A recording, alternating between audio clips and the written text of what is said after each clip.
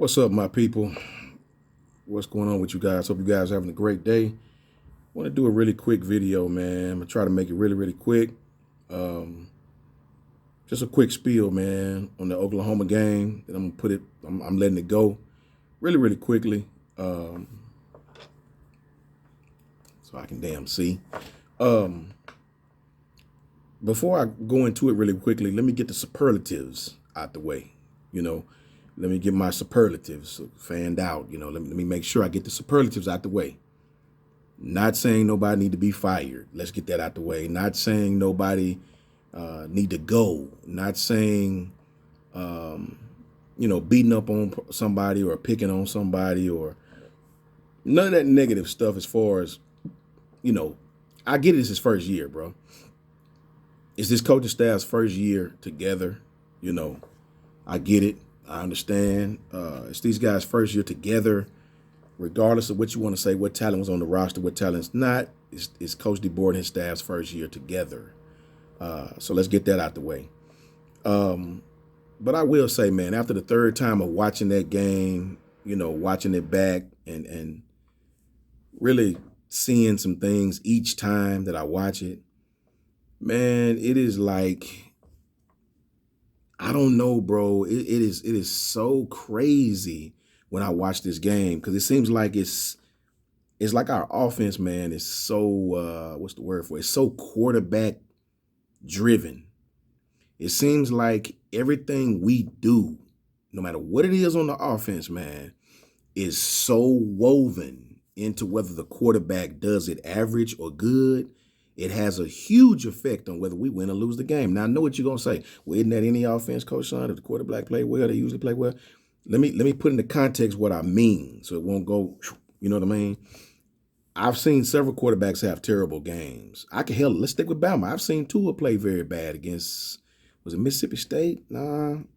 I've seen Tua have average games. But Jalen Waddle would always find a way to make a play. In that year, it was Jerry Jeudy would always find a way. Devontae was more, he had his big season with Mac Jones. I've seen Mac play average, but I've seen the tools in our toolbox always get an opportunity to make a play. It just don't seem like we're utilizing all our tools in our toolbox, man, right now. It just doesn't seem like it. It seems like right now, if Jalen play well, we usually win. If Jalen play average, we usually either almost get beat or we get beat. South Carolina, Vanderbilt. I know we won South Carolina game by the hairs of our chinny chin chin. The bottom line is this offense seems to be so quarterback woven, to the point to where it's limiting options and opportunities for other tools in the toolbox. And I just don't know if I've seen that, man. I can remember when Jace McClellan going after the end of the season, going into the last game, end of the season, whatever it is, Jace had 180 carries by himself, 180 opportunities to make something happen. Going into the Oklahoma game, I think Justice had 69 and Jam had 95 carries. I think afterwards, Jam ended with a total of 107 on the year, and Justice had a 72 because he only carried the ball 3 times. What is that? 100 and sorry about that. I had a call. But what I was saying was total combined, these guys I think they got like 179 total carries, right? Between the both of them. Jace had 180 alone. So what that tells me is all the utensils aren't being used as far as opportunity wise. We get passy for some reason, right? And every time we get passy, we get our assy kicked or borderline lose, or we win by the hairs of our chinny chin chin.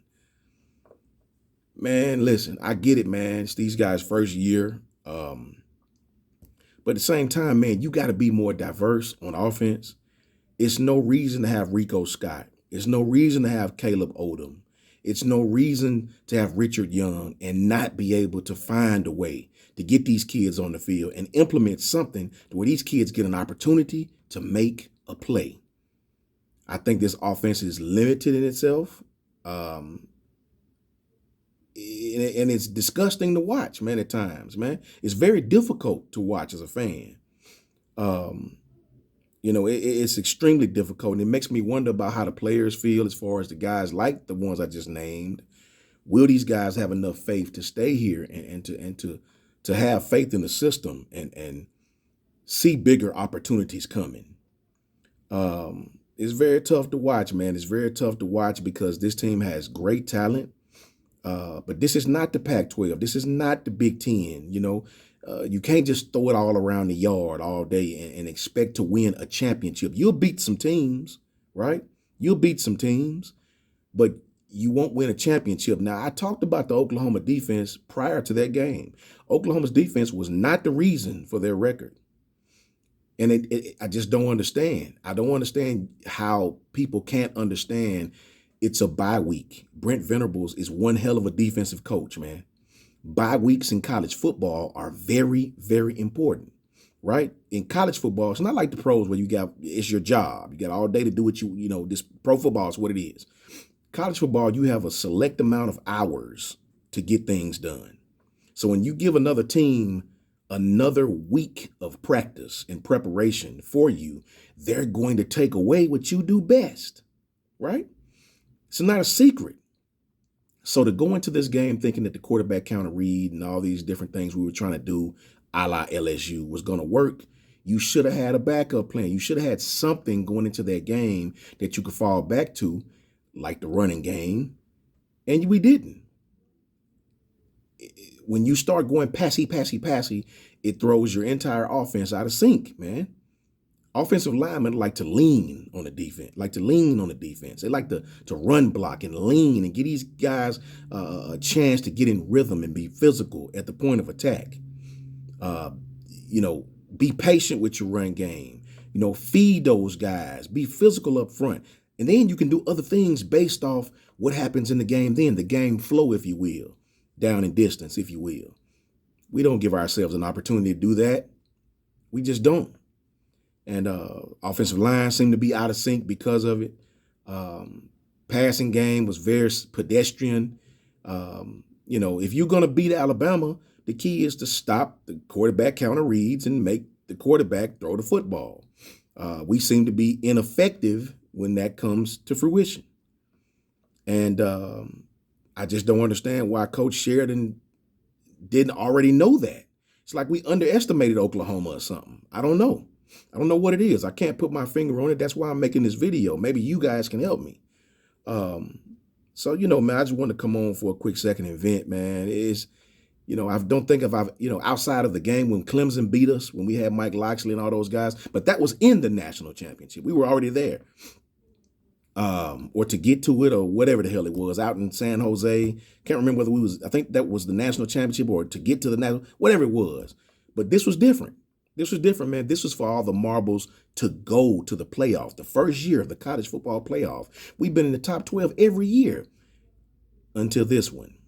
And to see Alabama go on the road and fold like that, didn't even score a damn touchdown with all the marbles right in front of you. I don't know if I've ever seen that happen, man.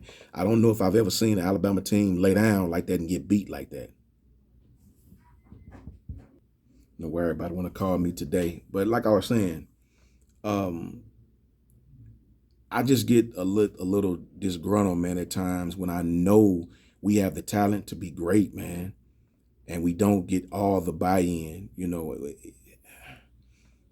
Alabama is just a hell of a job to have to experiment with a coordinator. That's all I can say. I feel like we let a big opportunity pass us by. And people are going to be talking about this one for a long time, man. People are going to be talking about this one for a long time. Either way it go, man, it's still ride or die. Roll tide forever. Win, lose, or draw. But this one hurts a little bit more than the rest, when you really look at what was on the line. People hitting me, talking about the playoff. Man, listen, it's just my humble opinion. You may feel different. It's okay. That's what makes the world a world. I'm not into telling you you're wrong or I'm right or I'm wrong or you're right. I don't care. the fun is to talk about it. To me, I don't want to hear nothing about no damn playoffs. Not me. This team has lost 3 games with the same blueprint of our first loss. Vanderbilt obviously gave everybody a nice blueprint of what we don't defend very well and what we struggle with, and it's worked. If the good Lord see fit for us to make it some kind of way, cool. I'll be right there on the front row supporting. But I don't. This team has a lot of deficiencies, man. Respectfully, I think I'm keeping it real rated G just by saying that this team has a lot of deficiencies, internal and coaching wise, and that's a fact. So I don't really in particular care about no playoffs with this team. I'm ready to go on, get to the off season, get to next season, and see can we make a real run at this thing. That's just how I feel. Doesn't make it right, wrong, or indifferent. But yeah, I just want to tap in really quickly, man. I appreciate you guys, bro. Roll Tide to you all. And the truth, man, the truth will always be in the details.